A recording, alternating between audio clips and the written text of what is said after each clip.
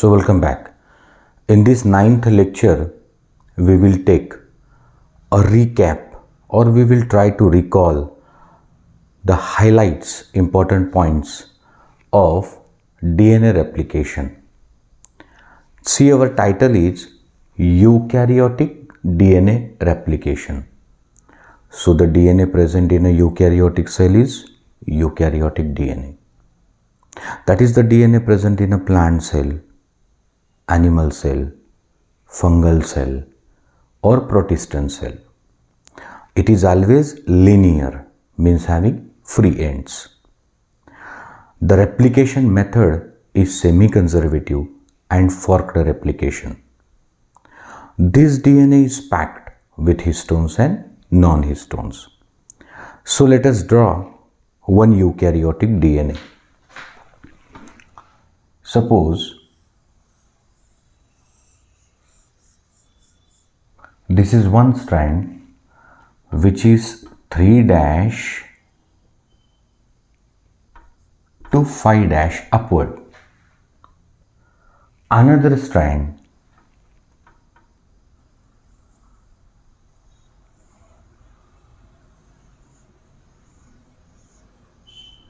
is 3' to 5' downward. म्हणजे एक युकॅरियोटिक DNA आपण घेतला, त्याची एक स्ट्रँड आहे समजा 3' टू 5' अपवर्ड, एक आहे 3' टू 5' डाउनवर्ड. तो जाणून आपण ह्या दोन स्ट्रँड सेपरेट केल्या, कारण आपल्याला सेमी कन्झर्वेटिव्ह रेप्लिकेशन दाखवायचं आहे. तो ह्या ज्या बेसेस आहेत ह्या पेयर आहेत.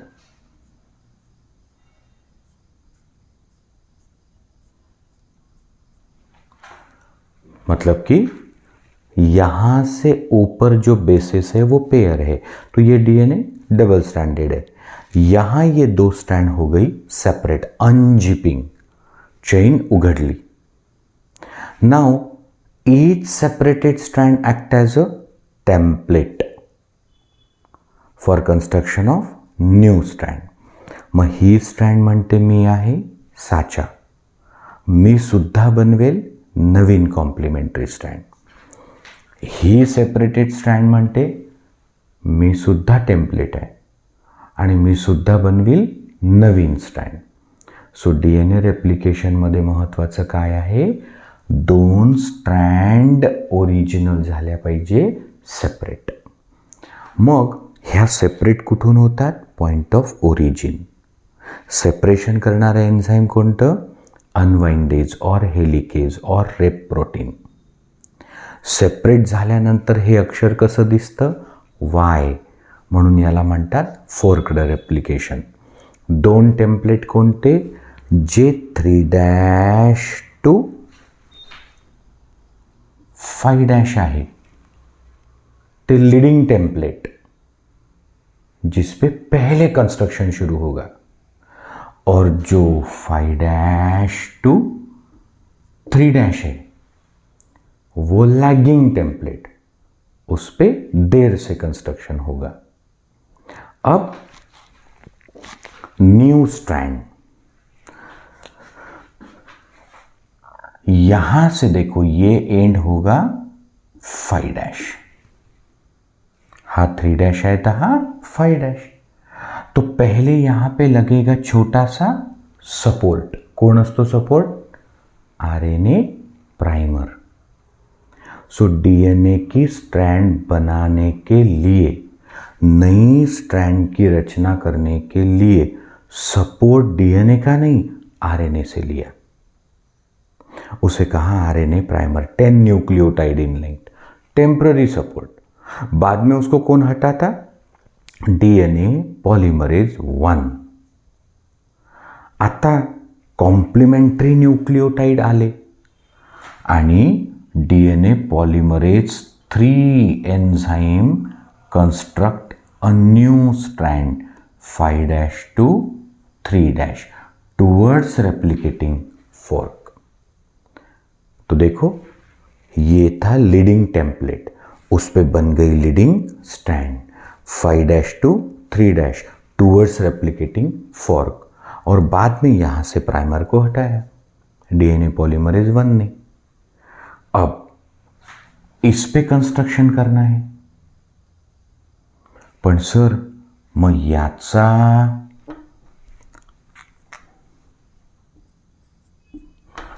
हा फ्री एंड तर आहे 3' and DNA polymerase 1 the main enzyme of replication, तो नवीन स्ट्रँड कधीच 3' to 5' बनवत नाही, तो बनवतो 5' to 3'च.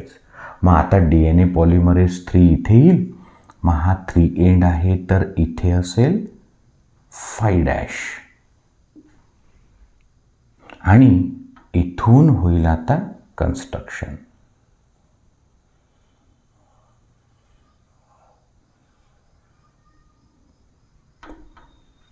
ओके, सो ही फक्त डिस्कंटिन्युअस बनते अवे फ्रॉम रेप्लिकेटिंग फॉर्क. मग ही जी डिस्कंटिन्युअस बनते याला कोण जोडतं? डीएनए लायगेज. आता ही डायग्राम काय इंडिकेट करती है? तो सर ये डायग्राम इंडिकेट करती है कि द पैरेंटल डीएनए और original DNA was having black colour strands. जो ओरिजिनल किंवा पॅरेंटल डीएनए होता त्याच्या दोन्ही स्ट्रँड आपण कोण्या रंगाने दाखवल्या? ब्लॅक. मग त्या सेपरेट झाल्या आणि सेपरेटेड स्ट्रँड झाल्या टेम्पलेट. सो ब्लॅक पे रेड, ब्लॅक पे रेड. तो ही जी ब्लॅक स्ट्रँड आहे ती आहे ओल्ड म्हणजे कन्झर्व्ड, आणि रेड आहे न्यूली फॉर्म. म्हणजे जब एक डीएनए से 2 डीएनए बनेंगे तो each daughter DNA will have 1 strand conserved end 1 newly form. अब इसी डायग्राम को हम लोग दूसरे तरीके से निकाल सकते.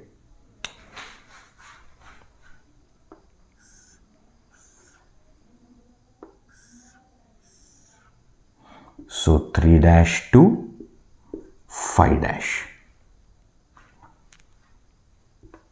5' to 3'. These are paired bases.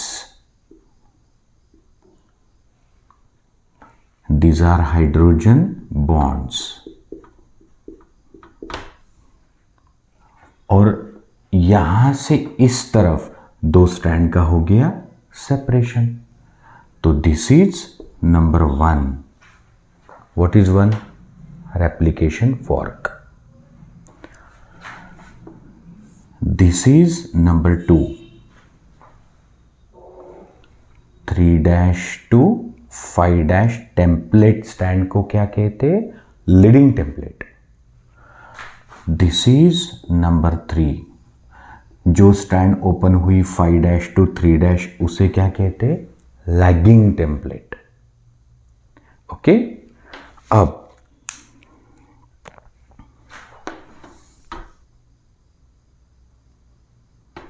this is a support required for construction of a new strand, RNA primer.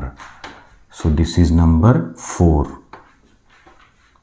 So number 1 is replicating fork, number 2 is leading template, number 3 is lagging template, number 4 is RNA primer. नंतर त्याला हटविल DNA polymerase 1. आत्ता होईल construction.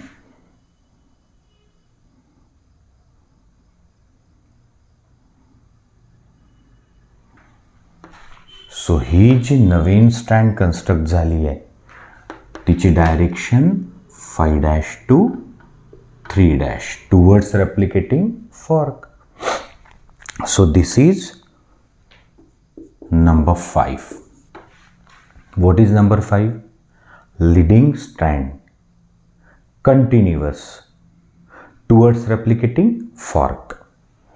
अब ये end होगा 3' आणि DNA polymerase 3 enzyme जे आहे ते कधीच 3' to 5' येत नाही, जाईल तर 5' to 3' म्हणजे उलटं जावं लागेल, अवे फ्रॉम रेप्लिकेटिंग फॉर्क. तो हा एंड असेल 5'. मग हा primer Okazaki fragment, primer Okazaki fragment, primer Okazaki fragment. म्हणजे 1, 2, 3 हे काय आहे? Okazaki fragment formed during construction of lagging strand. लक्षात ठेवा, ओकाझाकी फ्रॅगमेंट कधी बनतात? युकॅरियोटिक डीएनए रेप्लिकेशनमध्ये लॅगिंग स्ट्रँडच्या कन्स्ट्रक्शनच्या वेळी. आणि हे आहेत डीएनए लायगेज जे ओकाझाकी फ्रॅगमेंटला करतील जॉईन. नंतर डीएनए पॉलिमरेज 1 येईल आणि हे प्रायमर काढून टाकेल. तो सर प्रायमर का काढले? मग ही डीएनएची स्ट्रँड आहे आणि त्याचे तुकडे कशाचे होते? आरएनएचे होते. आणि नंतर मग ही कंटिन्युअस दिसेल आपल्याला अशी. Okay, so this is the highlights of eukaryotic DNA replication. The method is semi conservative. Semi conservative म्हणजे after replication one strand is old, other is new. One is old, other is new. This was suggested by Watson and Crick, proved by Michelson and Stahl working with E. coli 1958 using N15 heavy isotope of nitrogen. Again proved by Taylor and colleagues 1958 working with Vassia faba using radioactive thymidine. They also proved in chromosome the DNA replicate by semi-conservative mode. आत्ता आपण शिकू replication of DNA, पण prokaryotic DNA. तो sir prokaryotic DNA means the DNA present in a prokaryotic cell, that is in a cell of bacteria or cyanobacteria. Prokaryotic DNA is circular. Free ends are absent, packed with non-histones and RNA connectors. त्याचंही replication होते bye semi conservative method. ते आता आपल्याला पाहायचं. Now hardly you will find a difference in replication of eukaryotic DNA that just we have seen and replication of prokaryotic DNA. म्हणजे sir आपण असं म्हटलं की आत्ता आपण जे युकॅरियोटिक डीएनएचं रेप्लिकेशन पाहिलं ते आणि आत्ता आपण जे पाहणार आहे प्रोकॅरियोटिक डीएनएचं रेप्लिकेशन ते, याच्यात हार्डली एखादा फरक तुम्हाला दिसेल. मतलब इतना दोनों सरीके हैं क्या? जी. The method is semi conservative. मतलब आफ्टर रेप्लिकेशन जो दो नए डीएनए बनेंगे उसमें एक स्ट्रैंड तो ओरिजिनल होगी कंजर्व और दूसरी नई बनेगी. एक दो जगह सिर्फ आपको फर्क मिलेंगे, वो ये यूकैरियोटिक डीएनए के ऊपर कई सारी रहती ओरिजिन ऑफ रेप्लिकेशन, क्योंकि eukaryotic DNA is enormously long end replication start from several origin simultaneously. Remember, prokaryotic DNA replication start from point of origin और ओराई and there is a single origin of replication on entire prokaryotic DNA. In Marathi, eukaryotic DNA खूप लांब असतो, त्याच्यावर खूप साऱ्या origin of replication असतात आणि ह्या सगळ्या ओरिजिनपासून एकसाथ सुरू होते रेप्लिकेशन. पण प्रोकॅरियोटिक डीएनएमध्ये एकच पॉइंट असते, म्हणजे रास्ता बनाने की शुरुआत किसी एक जगह से होगी, क्योंकि कंपैरेटिवली प्रोकैरियोटिक डीएनए छोटा रहता. जैसे देखो ई कोलाई में टोटल डीएनए में कितनी बेस पेयर है? 4.6 million. End haploid human genome में कितनी बेस पेयर आहे? म्हणजे 23 क्रोमोझोममध्ये आपल्या जितका डीएनए असेल त्या डीएनएमध्ये किती बेस पेयर आहे? 3.3 बिलियन. आणि 46 क्रोमोझोममध्ये किती आहे? 6.6 बिलियन. तो फरक फक्त ओरिजिन ऑफ रेप्लिकेशनचा तुम्ही लक्षात ठेवा. प्रोकॅरियोटिक डीएनएमध्ये सिंगल ओरिजिन ऑफ रेप्लिकेशन आहे, यूकॅरियोटिकमध्ये सेव्हरल. प्रोकॅरियोटिक डीएनएमध्ये थीटा रेप्लिकेशन होते, म्हणजे स्ट्रँडचं सेपरेशन झाल्यावर ग्रीक लेटर थीटा तैयार होते. यूकैरियोटिक डीएनए में स्ट्रैंड का सेपरेशन होने के बाद अल्फ़ाबेट वाई बना था, फॉर्क्ड रेप्लिकेशन. तो let us draw a prokaryotic DNA first. तो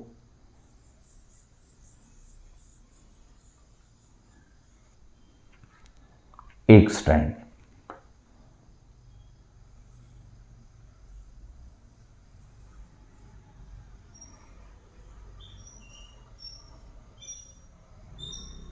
दूसरी स्ट्रैंड. असा असतो prokaryotic DNA, circular double stranded. अब समझो ये है पॉइंट ऑफ ओरिजिन. इथून करायचं आहे रेप्लिकेशन. एका सर्कुलर डीएनएचे 2 सर्कुलर डीएनए झाले पाहिजे, म्हणजे amount of DNA should be double. तो from the point of origin replication start, आणि सिंगल ओरिजिन असते, and it is bidirectional. मतलब इस तरफ भी और इस तरफ भी होगा अनवाइंडिंग. तो अब देखो, समझो अनवाइंडिंग हो गया दोनों तरफ,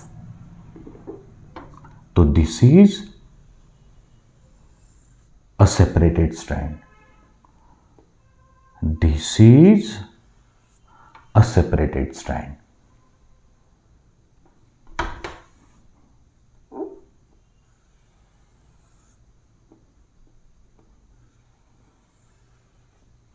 ओके, सो 2 स्ट्रँड झाल्या सेपरेट. ही ओल्ड, ही सुद्धा ओल्ड. आता this is newly synthesized. This is also newly synthesized. Now it appear as a Greek letter theta, आणि म्हणून प्रोकॅरियोटिक डीएनए रेप्लिकेशनला म्हणतात थीटा रेप्लिकेशन. अब unwinding, I am sorry, coiling. So this is old and this is new, old and new. तो पहिले झालं separation, मग झालं construction, है ना. पहले हुआ सेपरेशन, फिर हुआ कंस्ट्रक्शन, अब कॉइलिंग होगा. तो ये ओल्ड, इस पे बनी थी न्यू.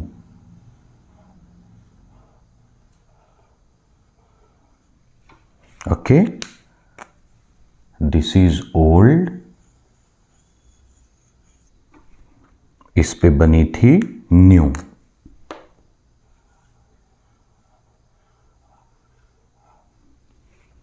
सो डीएनए होता 1, आता बनताय 2. तो ही प्रोसेस इकडेही होईल, इकडेही होईल, और बराबर 18 मिनट के बाद इन ई कोलाई एक डीएनए से हो जाएंगे 2 circular DNA, like this. New strand, new strand,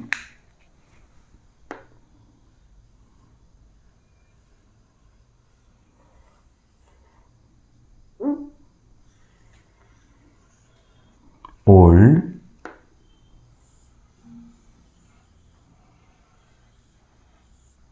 old. म्हणजे पहा, each daughter circular DNA has one strand conserved, old, and one newly formed, and hence again the method is semi conservative. अब हमें देखना है कि ये वॉटसन क्रिक ने propose तो किया कि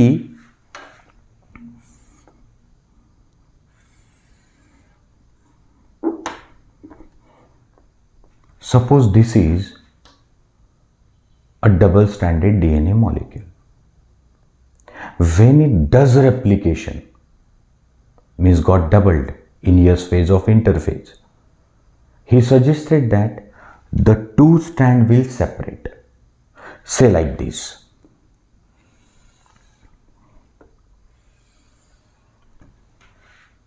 वॉटसन क्रिक 1953 जेव्हा डबल हेलिक्स DNA मॉडेल दिलं तेव्हा त्याने सजेस्ट काय केलं की जो DNA असतो त्याच्या पहिले ह्या दोन स्टँड होतील सेपरेट. झाल्या.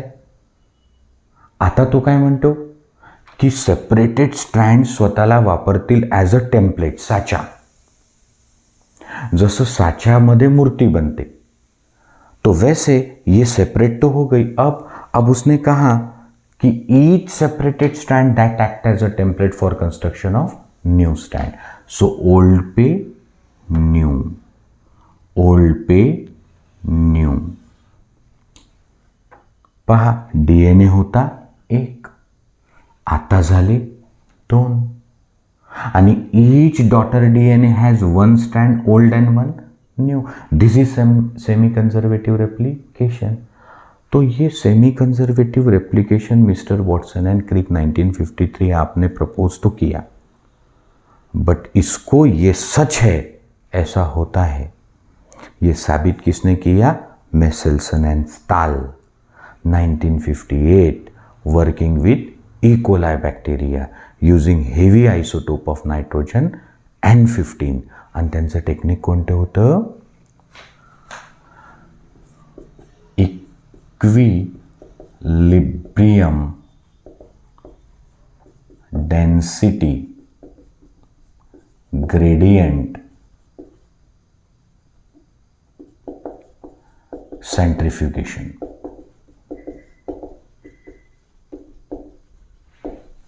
लक्षात ठेवा, N15 हा हेवी आयसोटोप होता नायट्रोजनचा, रेडिओ ॲक्टिव्ह नाही. आणि टेक्निक कशाने ओळखता येते ओल्ड DNA आणि न्यू DNA? म्हणजे हेवी आहे, हायब्रिड आहे, लाइट आहे, डेन्सिटी के आधार पे. मीन्स एक हेवी DNA पासून जे दोन नवीन DNA तयार होतील ते ना लाइट है ना हेवी है, ते हाइब्रिड है. ये कैसे पहचाना कि ये हेवी था और वो हाइब्रिड है? डेंसिटी ग्रेडियंट सेंट्रिफ्यूगेशन टेक्निक, वो अभी हमें देखना है. Now let us start the Meselson end stalls experiment that was conducted in 1958 to prove that replication of DNA is by semi-conservative method. आत्ता आपण मेसेल्सन अँड स्टालचा एक्सपेरिमेंट सुरू करतो आहे. हा एक्सपेरिमेंट 1958 मध्ये यांनी केला होता. कशासाठी? हे प्रूव्ह करण्यासाठी की रेप्लिकेशनची जी मेथड आहे ती सेमी कंजर्वेटिव है. मतलब मैंने ये कहा कि वॉटसन एंड क्रिक ने 5 साल पहले, माने 1958 के 5 साल पहले, माने 1953 में ये तो बता दिया कि DNA रेप्लिकेशन का जो प्रोबेबल मैकेनिज्म है वो सेमी कंजर्वेटिव है. पर उसके फेवर में कोई एविडेंस तो चाहिए, सबूत तो चाहिए. और ये सबूत जिन्होंने दिया वो मेसेल्सन एंड स्टाल है. और ये एक्सपेरिमेंट ई कोलाई बैक्टीरिया पे किया गया. अब देखो, ये एक्सपेरिमेंट है तो कॉम्प्लिकेटेड, पर हम उसको हमारे हिसाब से कस्टमाइज करके सीखेंगे. What is important to us? We must get, आपल्याला हे समजलं पाहिजे की त्यांनी काय केलं आणि कसं प्रूव्ह केलं कि मेथड सेमी कंजर्वेटिव है। तो हम लोग उसके टेक्निकल डिटेल में नहीं जाना चाहते कि what is density gradient centrifugation. तो सिंपली डेंसिटी ग्रेडियंट सेंट्रीफ्यूगेशन मतलब हेवी, इंटरमीडिएट और लाइट, इसको हम लोग सेपरेट कर सकते on the basis of centrifugal force. तो सर तुम्ही असं म्हणता की मेसेल्सन अँड स्टालच्या एक्सपेरिमेंटच्या टेक्निकल डिटेल्समध्ये नाही जायचं, पण आपण याला एक वेगळं सोपं करून शिकूया। महत्त्व कशाला आहे आपल्याला समजलं पाहिजे की यांनी काय केलं। यांचं जे टेक्निक आहे ना ते डेन्सिटी ग्रेडियंट सेंट्रीफ्यूगेशन आहे। म्हणजे काही पार्टिकल आहे जे हेवी आहे, काही आहे मधातले आणि काही वजनाने हलके आहे। तर यांना आपण सेंट्रीफ्यूगेशननी सेपरेट करतो। सेंट्रीफ्यूगेशनमध्ये कोणता फोर्स असतो? Centrifugal force, directed away from the centre. तर जे जेवढं भारी असेल ते तेवढं दूर जाईल। तो या बेसिसवर आपण आता करतोय। तर मी सिंपल करून सांगतो बघा। तो suppose these are the bacteria E. Coli. हे बॅक्टेरिया आहेत E coli. They are grown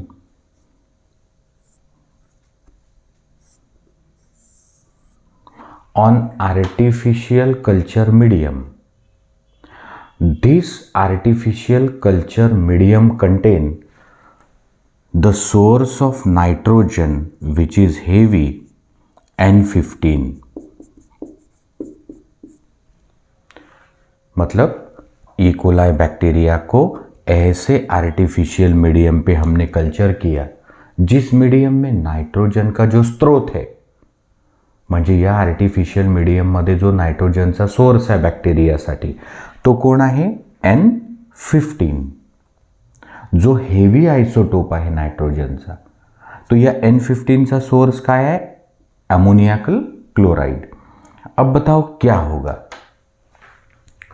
तो सर या मीडियममध्ये जो हेवी नायट्रोजन आहे तो बॅक्टेरिया यूज करेल फॉर इट्स मेटाबॉलिझम, आणि हा हेवी नायट्रोजन त्याच्या DNA मध्ये इन्कॉर्पोरेट होईल and all the other organic compound containing nitrogen. म्हणजे सपोज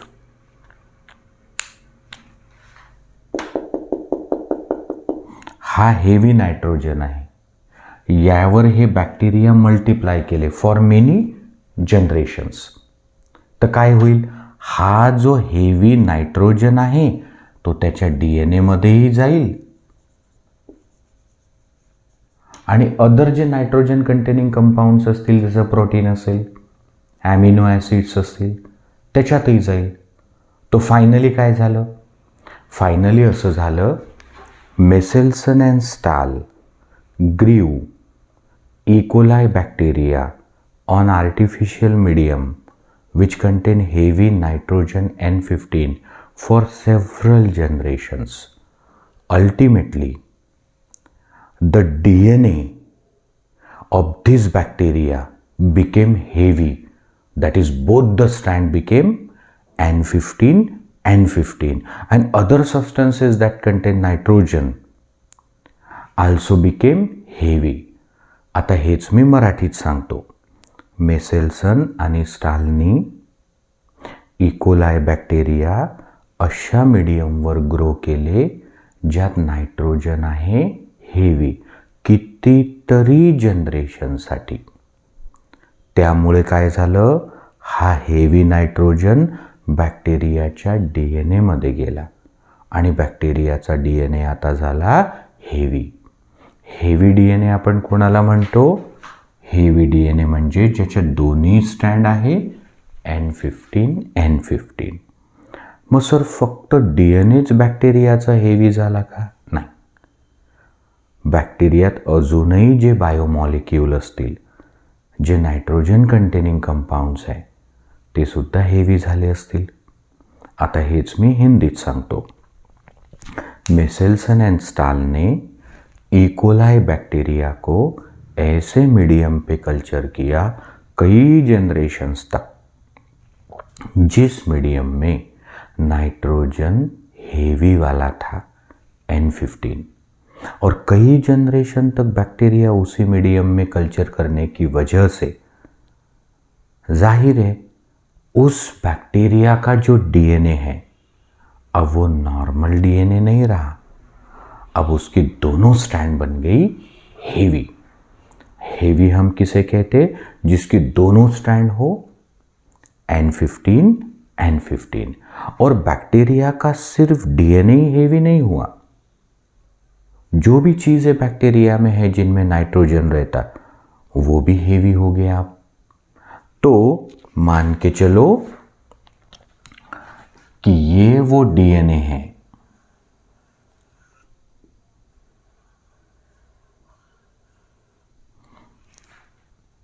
जो है हेवी, जिसकी दोनों स्ट्रैंड है 15-15. ओके. अब ऐसे बैक्टीरिया जिनका हेवी डीएनए है वो डीएनए का किया डेन्सिटी ग्रेडियंट सेंट्रीफ्युगेशन. म्हणजे एक टेस्ट ट्यूब घेतली, त्याच्यात होतं caesium chloride CsCl2. So this is a test tube which contain CsCl2 caesium chloride. तो सर तुम्ही असं म्हणता की तो जो हेवी डीएनए आहे बॅक्टेरियाचा ज्याच्या दोन्ही स्ट्रँड N15-15 आहे म्हणजे भारी आहे, तर तो डीएनए आता एका टेस्ट ट्यूबमध्ये टाकला ज्या टेस्ट ट्यूबमध्ये होतं सीझियम क्लोराइड आणि त्याचं केलं सेंट्रीफ्युगेशन. तर हा हेवी डीएनए आहे ना, तर समजा एका टेस्ट ट्यूबमध्ये पाणी आहे आणि त्याच्यात रेती टाकली तर भरकन रेती कुठे जाईल? खाली जाईल, खाली सेटल होईल. तो देखो ये जो डीएनए है ये यहाँ पर सेटल हुआ, उसका बैंड बन गया पट्टा. तो हा पट्टा कोणाचा आहे? हेवी डीएनएचा. हेवी डीएनए म्हणजे ज्याच्या दोन्ही स्ट्रँड आहे N15. ओके, ठीक आहे, एवढं समजलं. आता पुढची step. Now these bacteria whose DNA was heavy are transferred on another artificial medium.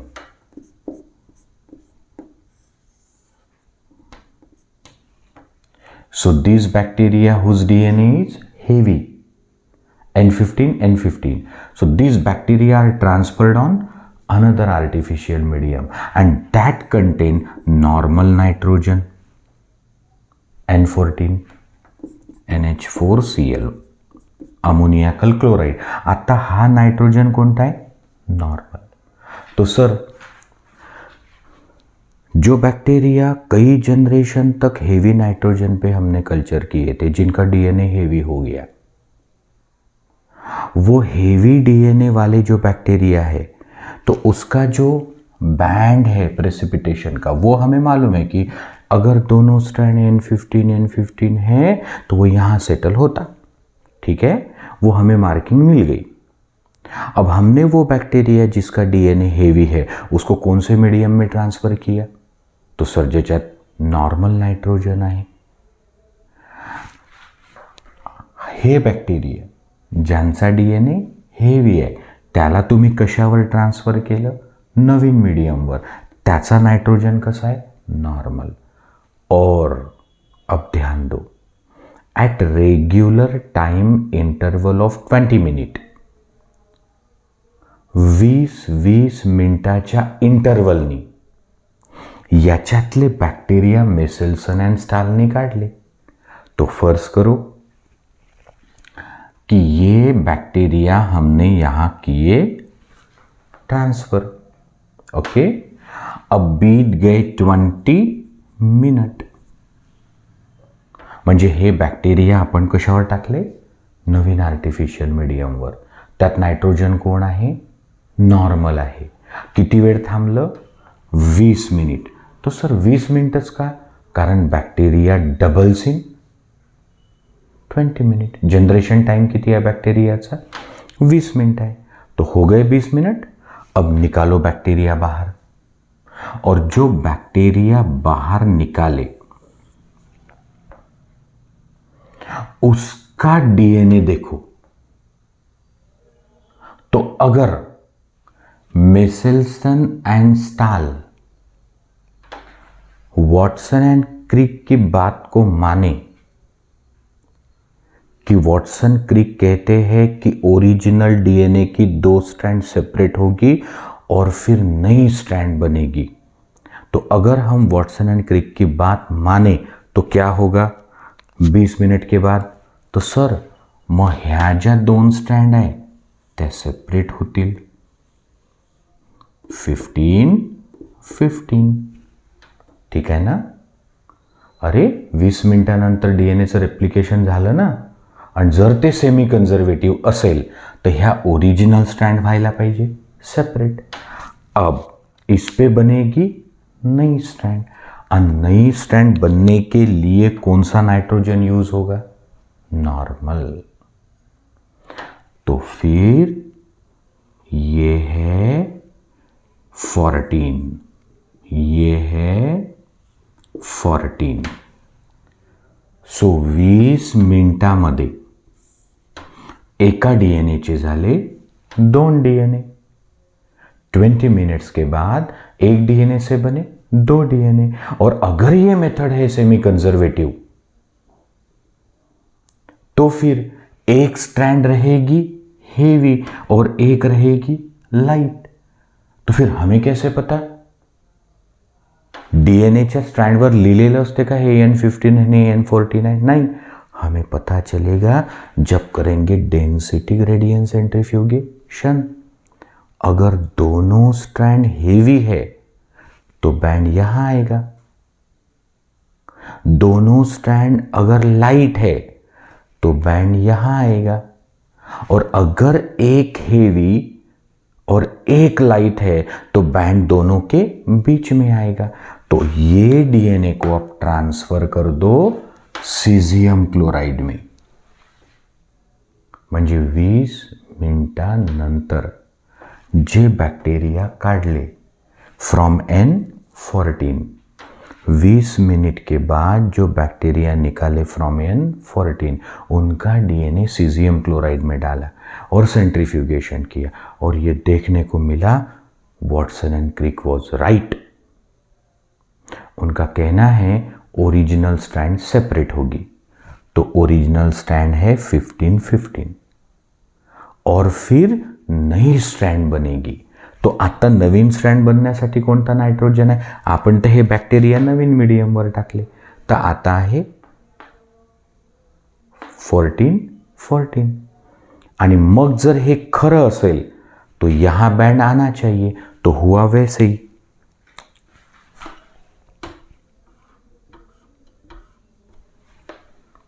So 15-15 पेक्षा हल्का जो हेवी डीएनए है ना उससे ये कैसा है? हल्का. और लाइट डीएनए से है भारी. याच्यापेक्षा लाइट, अनलाइट पेक्षा हेवी, तो इसको हमने कहा हाइब्रिड. तो हाइब्रिड मीन्स 15-14. ठीक है. अब और रुको 20 मिनिट. म्हणजे सर पहिले आपण जे इकोलाय ज्याचा डीएनए हेवी होता त्यांना ट्रान्सफर केलं नॉर्मल नायट्रोजनवर. एक सॅम्पल घेतलं 20 मिनिटानंतर, त्याचे जे 2 डीएनए होते ते कसे होते? हाइब्रिड. अब और 20 मिनट रुको.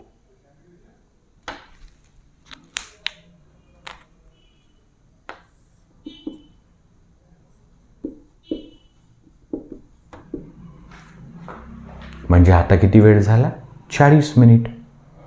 मग 20 मिनिटात एकाचे 2, अजून 20 मिनिटात, म्हणजे टोटल 40 मिनिटात 2 से बनेंगे 4.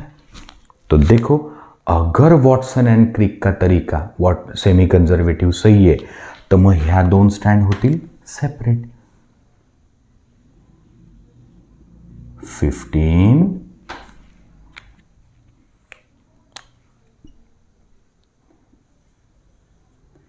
14 झाल्या सेपरेट. और जो नहीं बनेगी वो कौन सी होगी? नॉर्मल. तो या 15 वरती 14, या 14 वरती सुद्धा 14. आता ह्याही सेपरेट होतील.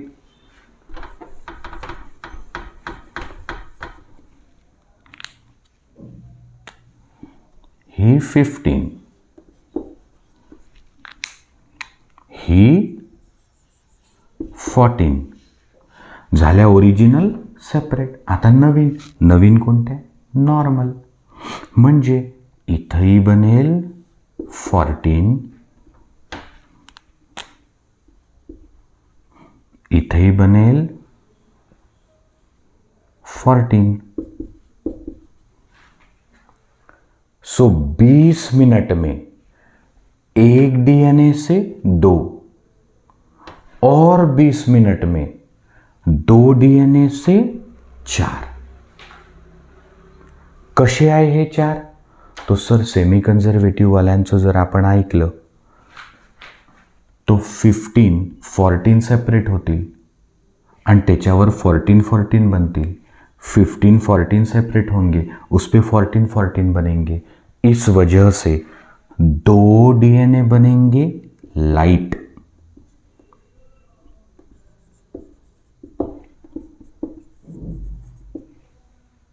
दोन डीएनए लाइट आणि 2 डीएनए हायब्रिड.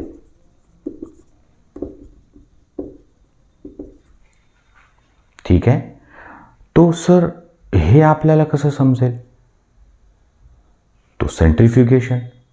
तो चलो, this was a sample taken after 20 minute and this was a sample taken after 40 minute. तो जर सेमी कंजर्वेटिव सही है तो 40 मिनट के बाद जो सैंपल का हमने किया सेंट्रीफ्युगेशन, तो काय व्हायला पाहिजे? तो सर 40 मिनिटानंतर आपण जर केलं सेंट्रीफ्युगेशन तो सेमी कंजर्वेटिव्हनुसार 2 डीएनए लाईट, 2 डीएनए हेवी, नहीं 2 DNA light, 2 DNA hybrid. So 2 light और 2 हाइब्रिड, मतलब 2 बैंड मिलनी चाहिए. तो देखो यहां पर ये लाइट मतलब फॉर 14 और ये हेवी मतलब फॉर 15.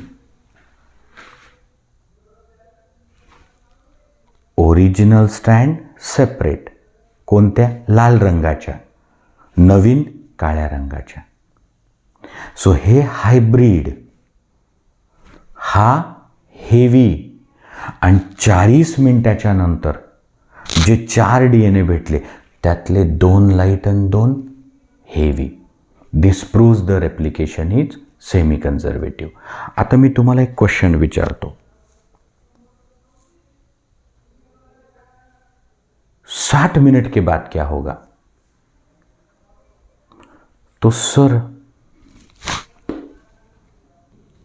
तो 60 मिनट के बाद क्या होगा? तो सर समझा,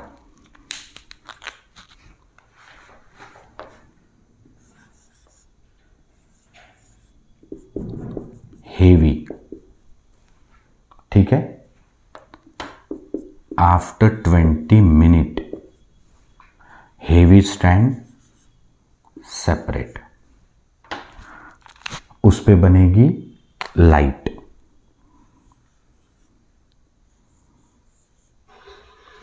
सो N15 जी बनली ती 14, red line is 15, black line is 14. So this is after first generation. एका डीएनएचे दोनों कैसे है? Hybrid. Again 20 minute, that is total 40 minute. So अब 2 से बनेंगे 4.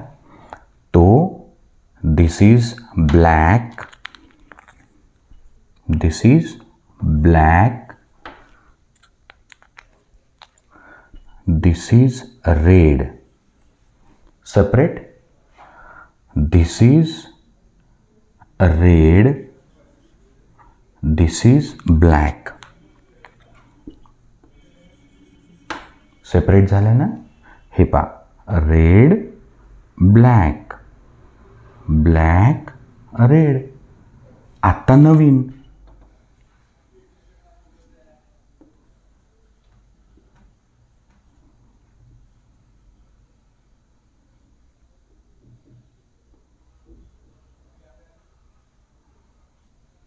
ठीक आहे. मग हे 2 कसे आहे? हायब्रिड. आणि हे 2 light. So next, after 60 minute. आता एकाचे 2, 2चे 4, तो अब 4 से होंगे 8, 4 से होंगे 8. तो पहा याच्यापासून काय होईल? तो सर 2 मॉलिक्यूल्स लाइट. इससे भी 2 मॉलिक्यूल्स लाइट. 1 से 2, 1 से 2. ठीक है. अब देखो ये जो हाइब्रिड रहता, सो एक कोई भी जो हाइब्रिड रहता, तो हाइब्रिड से क्या बनता? एक लाइट और एक हाइब्रिड. मग हा एक काय आहे? तुम्ही लक्ष द्या. हे पहा, जो हाइब्रिड असतो की नाही, त्याच्यापासून एक बनतो लाइट आणि एक बनतो हाइब्रिड. तो अगर ये हाइब्रिड है तो एक बनेगा लाइट और एक बनेगा hybrid. Same here, 1 light 1 hybrid. तो टोटल लाइट किती? सर 2, 2 4, 5 6. सो ये 4 से बनेंगे 8. सो 8 मॉलिक्यूल में से 6 लाइट और 2 हाइब्रिड. देखो एक और एक. तो sir what will be after 80 minute? तो सर हे जे 8 आहे, तो 80 मिनिटानंतर किती बनतील? 16. सो 8 से बनेंगे 16 मॉलिक्यूल. अगेन हाइब्रिड 2 ही रहेंगे, हाइब्रिड 2, और लाइट रहेंगे 14. तो ये चार्ट आप ध्यान में रखो. फार्मूला फिक्स करायचा. जो भी हाइब्रिड होंगे तो एक हाइब्रिड से एक हाइब्रिड और एक लाइट बनता है. यह प्रमाण. सर फिर 100 मिनट के बाद क्या होगा? 100 मिनट के बाद 32 डीएनए बनती. 32 में से 2 ही लेना हाइब्रिड और 30 रहेंगे light. So this is Meselson end stalls experiment. So ये N15 वाला डीएनए था. 20 मिनट के बाद इंटरमीडिएट म्हणजे 15-14 और 40 मिनट के बाद 2 नहीं सॉरी,